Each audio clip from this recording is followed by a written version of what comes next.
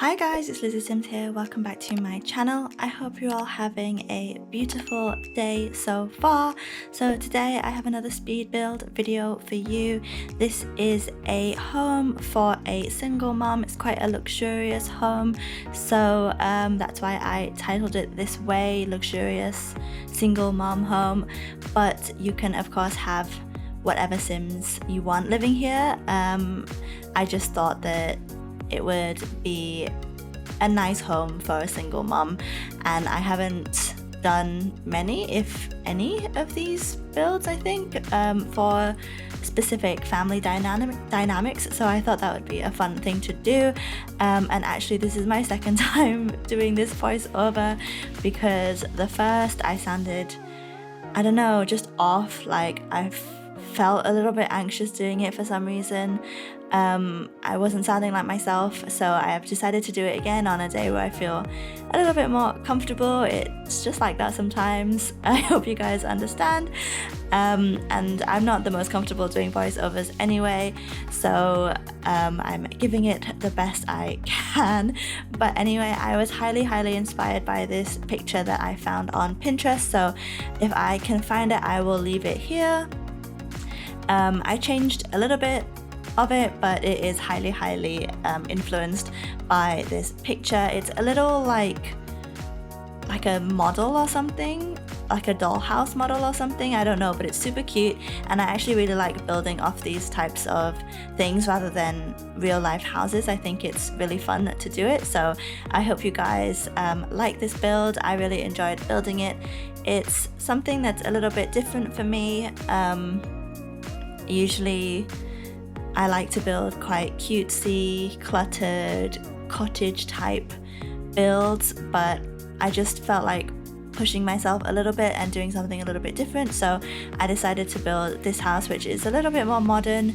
I tried not to clutter it up too much, but I still wanted it to look lived in, and I think I achieved that quite well. It's a really nice interior. It's very cozy, but still quite sleek, quite chic, and I think quite modern inside. I used a lot of Dream Home Decorator and some Snowy Escape, some Cottage Living, but mostly Dream Home Decorator, because that pack works so well with modern interiors, and I haven't used it too much, I think, so it was nice to build a home that was primarily Dream Home Decorator. But you can see here I'm working on the floor plan, so it is just a 2-bedroom home. It's got 2 bathrooms as well. The bedrooms are on the top floor and the 2 bathrooms are on the bottom floor. There's also laundry, and there's actually 2 living spaces, a big dining room and a decent sized kitchen, and a big back garden. So I think quite a luxurious home, even though it doesn't have loads and loads of bedrooms. It's still quite luxurious in my opinion, and that's why I thought it would be nice to have it for a single parent. Doesn't have to be a mum or a dad, but I just imagined a mum to live here with her children. The bedroom I decorated for I imagined to be for 2 teenage girls, but again, have any Sims in there that you feel like. I also kind of imagined that this mom just had her kids like on certain days, which is why like it's not super personalized to have like loads of teenage clutter or kids clutter around the house. I made it quite minimal in terms of actual activities for kids or for teenagers, so I just imagined that this mom has her kids around every so often. Maybe they spend half the time here and half of the time at the other parent's house, so I imagine this mom has kind of decorated it to how she likes, because this is where she spends all of her time, and it is like most of the time her space, if that makes sense. I also really wanted to use brick, a lot of brick on the outside, because most of the time I noticed I use like a paneling or stone because I build a lot of cottages, so I have a lot of stone buildings, homes in like my game, and that's just what I build most of the time. And I realized, I think I was watching, I can't remember who it was. Oh, I really can't remember, I'm so sorry, but someone built a really nice brick home, and it really inspired me to use the brick wallpaper that we have in game, or just try some out, because usually I don't use it unless I'm using it for like a chimney or something. But I wanted to do a house with a lot of brick around as like the majority of the outside, so that is what I did, and I think I really like the look. I did use some siding just to break up the brick a little bit because it was quite a lot, but the majority of it is brick. It's this lovely red brick. I can't remember which pack it's from, but I really like it, and I think it suits the build as well. I kind of imagine this house as having like been a almost like a square shape originally, and this mum who now lives here has like extended it in parts, so all these like boxy parts to the side and to the back, I imagine that she kind of added those as extensions to the house just to make it a little bit bigger for her and her family. As it grew, maybe she realized like, oh, these kids are getting bigger, they're gonna need their own room, so I'm gonna build them one, and she felt like she needed a little bit more space for herself as well, so that's what she did. But the shape is basically just a bunch of boxes. It's not super complicated, but it did make the floor plan quite easy to kind of divvy up, and I really like how it turned out. So I'm just finishing off the outside now. I believe I do quite a bit to the outside before moving on to the inside, but I'm trying not to get into the habit of like completely finishing the inside, because I've been working on a couple of houses and I've realized like, oh, I might want to change the shape of the house a little bit, and I've already done loads of landscaping, and I've like divvied up the outside, and now I've got to change everything, and it's been it can be a bit of a mess sometimes, so that is not ideal. I'd like to think you should try and do the inside, like get that sorted, at least get the floor plan down and then do the outside, but that is not what I did here. I'm quite a messy builder though. I am kind of all over the place, so I'll just jump from one thing to the other as it comes to my mind. So maybe I'm not the best to take advice from, but that is what I've seen other builders do, kind of just get the shape down, get the floor plan down, and then do the landscaping. So then you might not have to change too much on the outside. But anyway, they also have a pool in this house. I like to include pools in these more modern, luxurious homes because it's an added luxurious item, and it's something for them to do outside. They can go swimming, they can chill, they can sunbathe, so it's a nice thing to have. And this back garden was huge, so it just made quite a lot of sense to have one. I wanted to try and do something a little bit more interesting with the garden. I mean, it basically is just a square, but I've seen some YouTubers do some really fun things with gardens and try and like divide it so there's more of a flow, and I haven't really done it here. It's all kind of in one. I did section off part of the fencing where there's some like gardening pots and that, but for the most part I just made it a square. But I'm gonna try my best to just be a bit more confident and try out a little bit more interesting things with back gardens. I really struggle with them, but anyway, we can get onto my struggles with back gardens when I actually get onto doing it. But this is the first living room. It's, I suppose, more of a sunroom, and it's more of a place for the family to relax. There's no TV, there's just a fireplace and some bookshelves and this really lovely couch from Dream Home Decorator. I used the module is it sectional or the modular? Anyway, you know what I mean.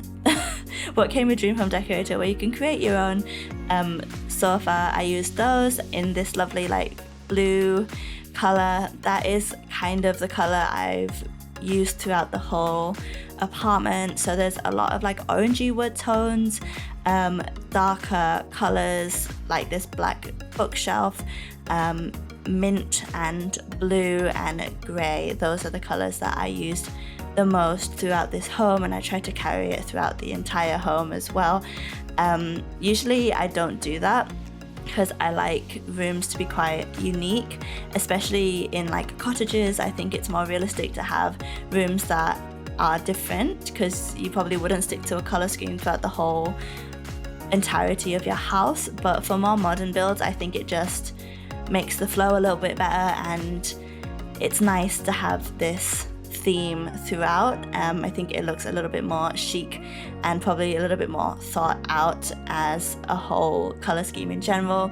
So I did try and carry that throughout the entirety of the house, and I used this siding from Eco Lifestyle, which is probably one of my favorites. It's really, really nice.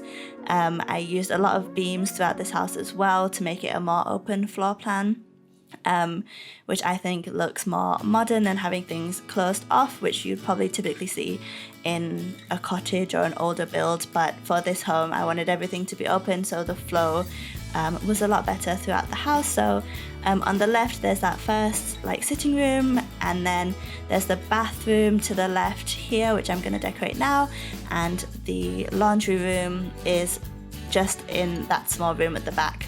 After the bathroom, there's also another bathroom which has a full shower tub combo. This one just has a shower, but everything else you would usually have in a bathroom. And I really liked to have the laundry room just off this first bathroom, because I don't know, it makes a lot of sense just to have it tucked away in the back somewhere you wouldn't hear the machines, like it's nice to have it as a little separate room.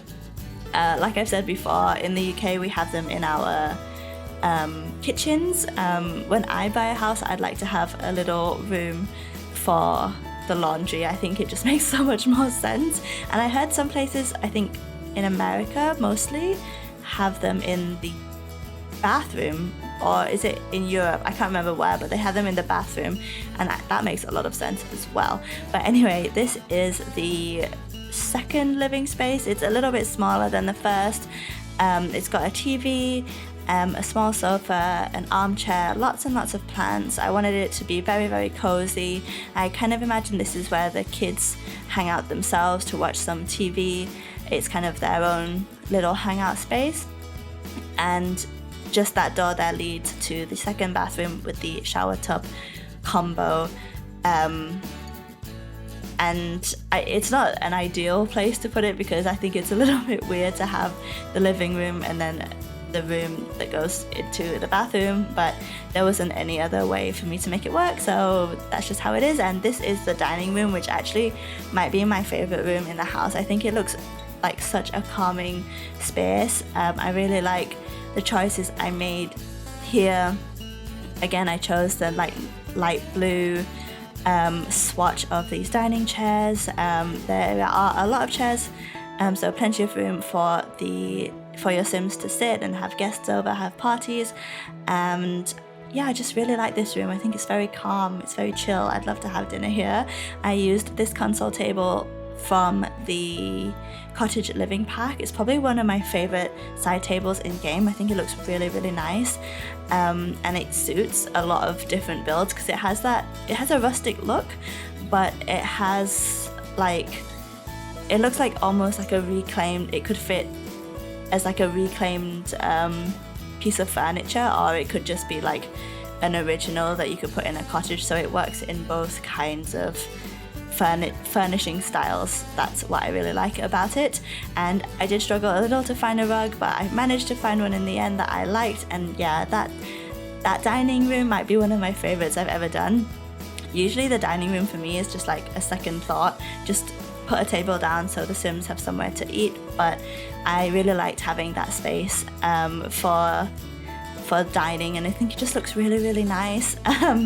But like I said, the second bathroom I just decorated really, really quickly, and then we move on to the kitchen.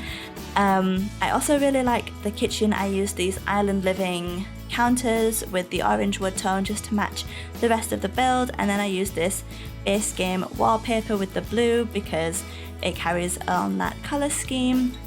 I used these blinds from Snowy Escape in a lot of the rooms in this house just because it has the orange wood tone, and I think it looks really, really nice.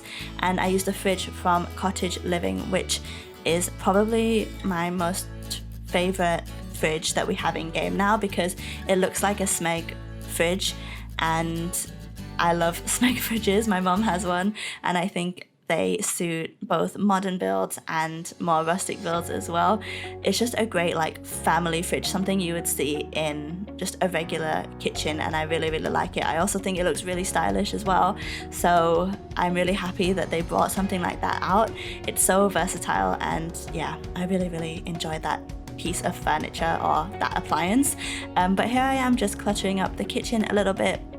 I didn't want it to be too cluttered because I wanted the build overall to be quite sleek, like I said, but I still wanted it to look like people, Sims, lived in this build.